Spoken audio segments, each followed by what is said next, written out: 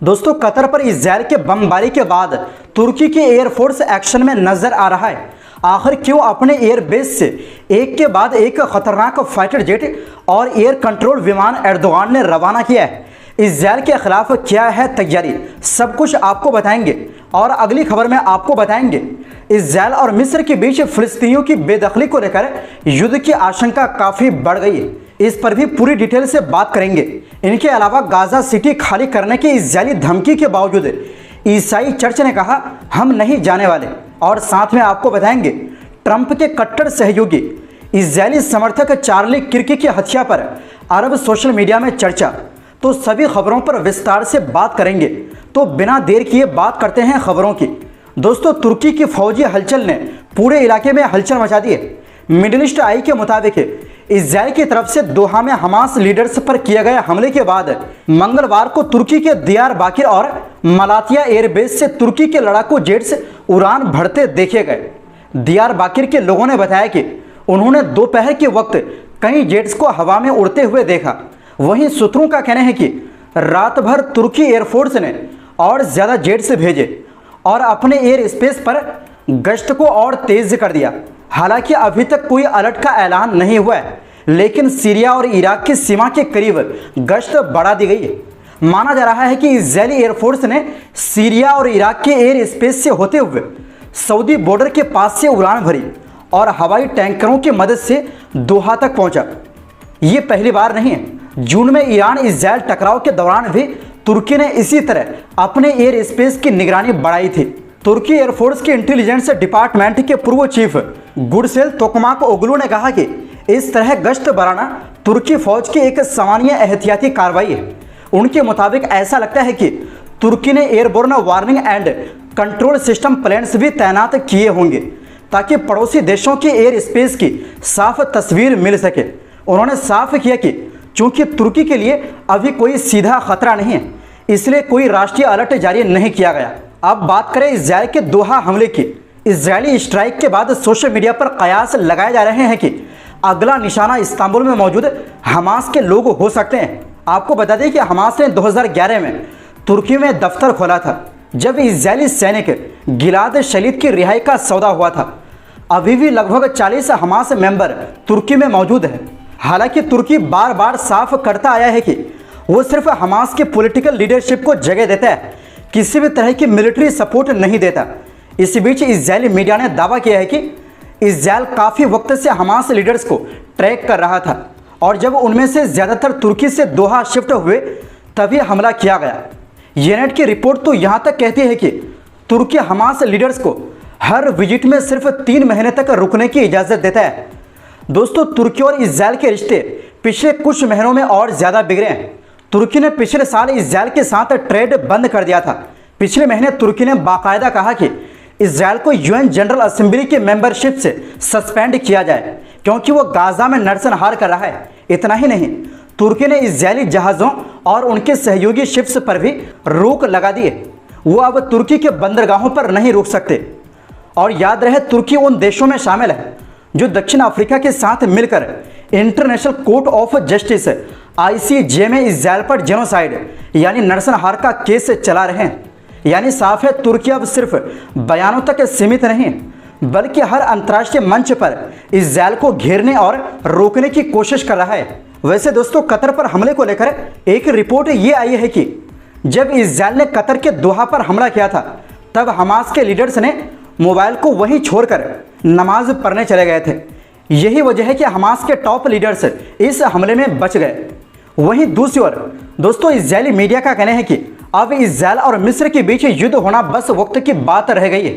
News site मेकोमेट और दूसरे media house की रिपोर्ट के मुताबिक मिस्र में लोगों और सियासत दोनों जगह एक ही माहौल बन रहा है कि इजरायल से खुला टकराव अब जल्द ही सामने आ सकता है। इसकी जानकारी मिडिल ईस्ट मॉनिटर ने दी है, जैसे कि आप देख सकते हैं। असल वजह है इजरायली प्रधानमंत्री बेंजामिन नेतन्याहू का वो भड़काऊ बयान जिसने मिस्र में ज़बरदस्त गुस्सा भड़का दिया। नेतन्याहू ने हाल ही में Telegram channel Abu Ali express को दिए एक इंटरव्यू में कहा था कि राफा बॉर्डर खोला जाए ताकि गाजा के लोग बाहर निकल सकें। अब मिस्र ने साफ कह दिया है कि गाजा के फिलिस्तीनियों को अपनी ज़मीन के रास्ते बाहर निकालने की कोई भी कोशिश लाल रेखा है। इसको ना सरकार मान सकती है, ना मीडिया और ना ही मिस्र की जनता।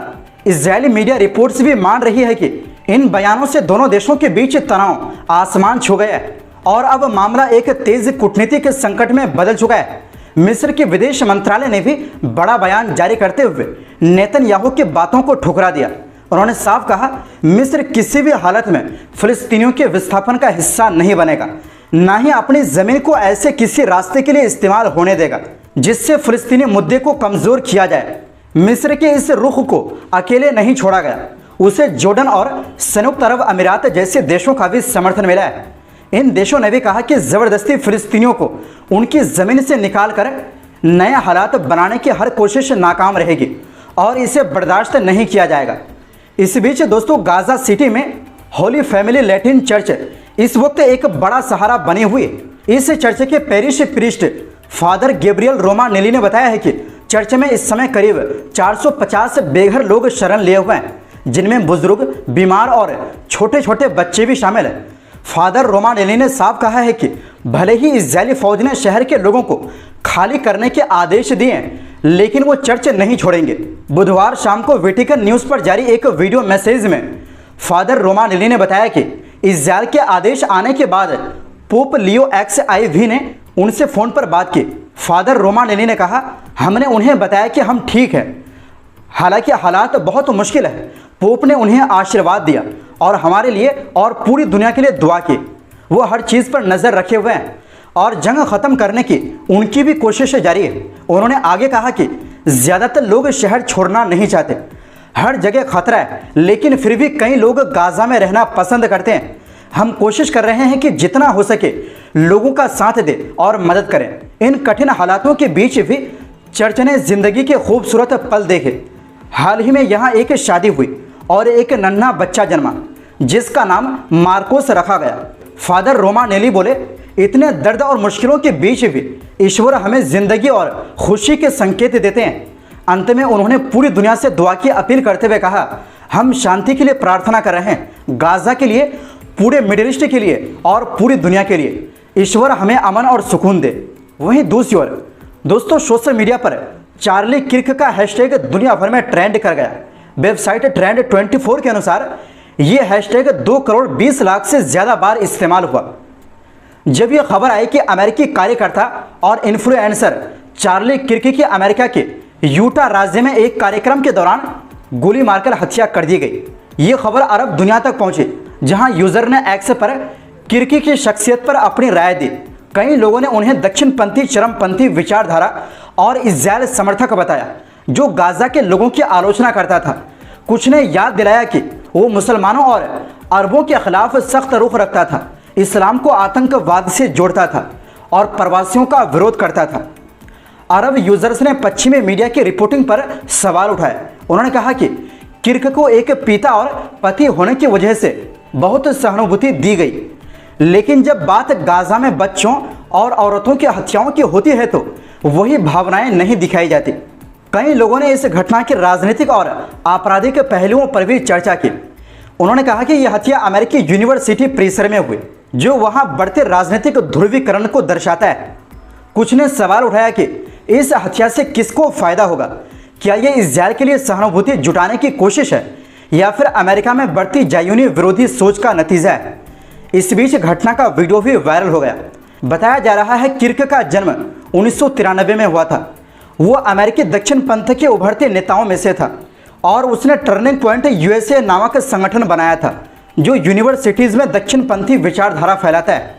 वो डोनाल्ड ट्रंप का कट्टर समर्थक और इजरायल का खुला हिमायती था।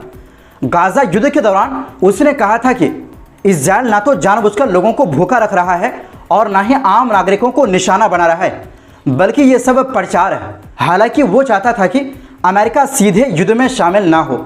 तो दोस्तों, फिलहाल के लिए इस रिपोर्ट में बस इतना ही। आपसे गुजारिश है, हमारी सपोर्ट के लिए चैनल को सब्सक्राइब ज़रूर करें, क्योंकि आपकी सपोर्ट ही हमारी ताकत है। बहुत बहुत शुक्रिया। अल्लाह हाफिज़।